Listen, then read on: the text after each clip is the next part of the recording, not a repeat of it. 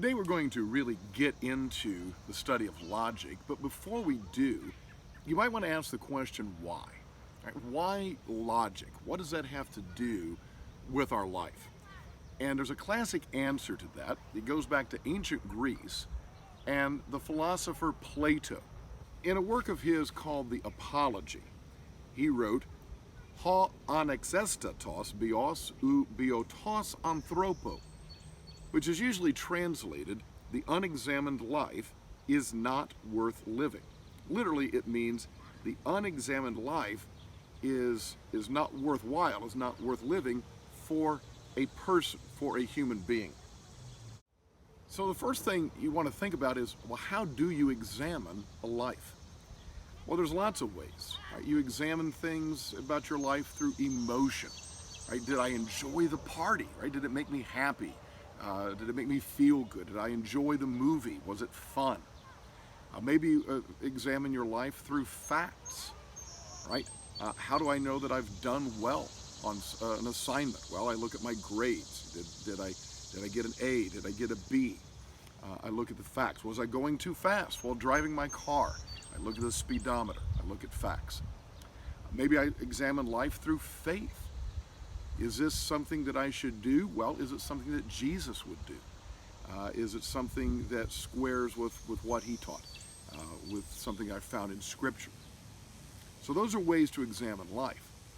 But even still, do you go at it in a haphazard way, or do you go at it in a particularly logical way? Logic is the art and science of examining your life. It's the art and science of examining your life. And it involves things called arguments. And I want to be really clear right away. Argument has a couple of different meanings.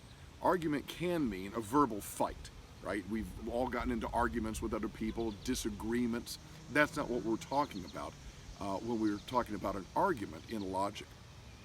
An argument in logic is really just an organized way of making a point.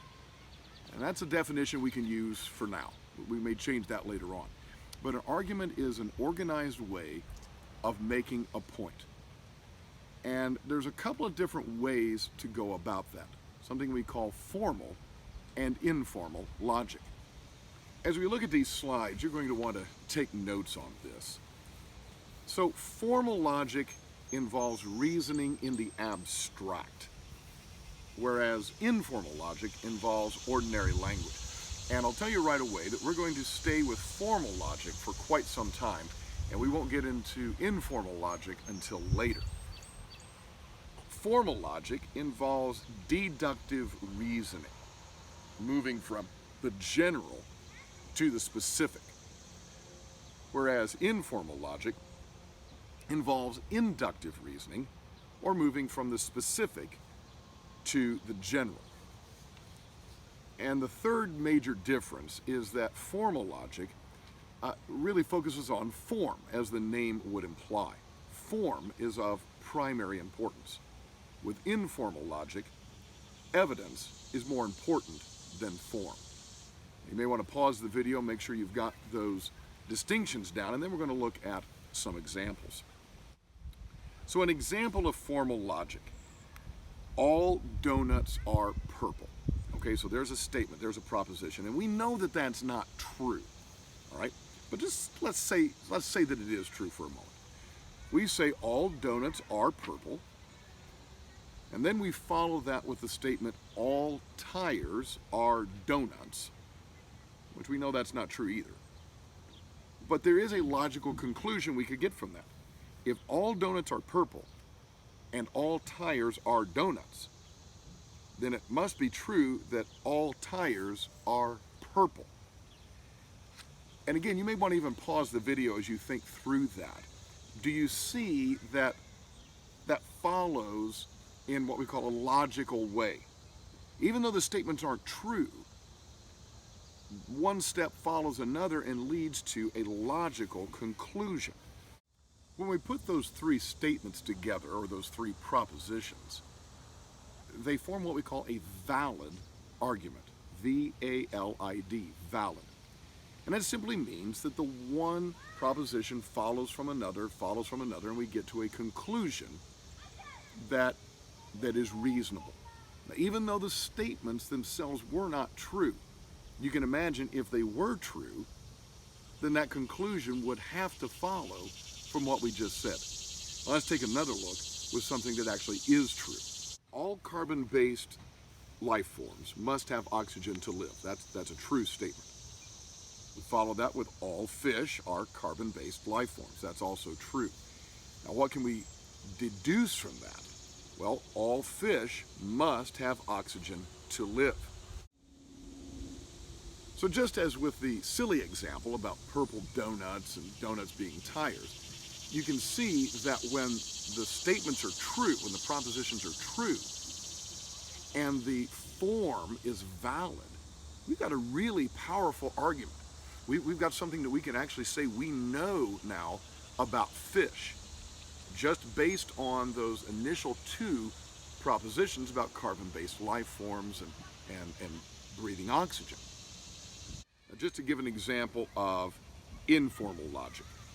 Informal logic starts with evidence, it moves toward a generalization, and rather than being valid or invalid, we say that it is strong or weak.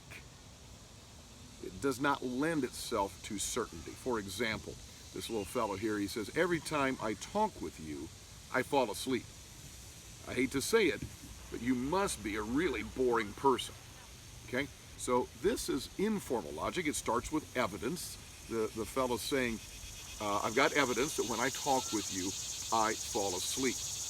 And then he moves toward a generalization. So I have to assume the general statement about you is that you must really be boring. Now, that may be true. It may not be true. You may say, well, that's not a very strong argument. And I would agree it's not. I mean, perhaps the reason this guy falls asleep all the time is he didn't get to bed the night before. Maybe he falls asleep when he talks with everybody. Maybe there's something just going on with him physically. So informal logic, while it leads to a conclusion, does not lend itself to certainty. Now let's take another look at formal logic. Formal logic starts with what we call axioms or postulates. And really, axioms or postulates are just statements. Statements that hopefully are a fact or are true. They move toward a specific conclusion rather than a general conclusion. And for formal logic, we say that these axioms or postulates and these kinds of arguments are valid or invalid. That's the terminology we want to use, valid or invalid. And they deal with things that are certain, black and white type issues. All right, so our little fellow here in blue, he says, no creatures with wings are horses. Okay, that's a true enough statement. Then the girl in the yellow here, she says, all birds are creatures with wings. That's also true. And so the fellow in green can then conclude, no birds are horses. That's an example of formal logic. Of course, the little fellow over in the corner, he's saying, guess they've never heard of Pegasus. Of course, the winged horse of mythology. So that's just a little introduction to the basic distinction between formal and informal logic.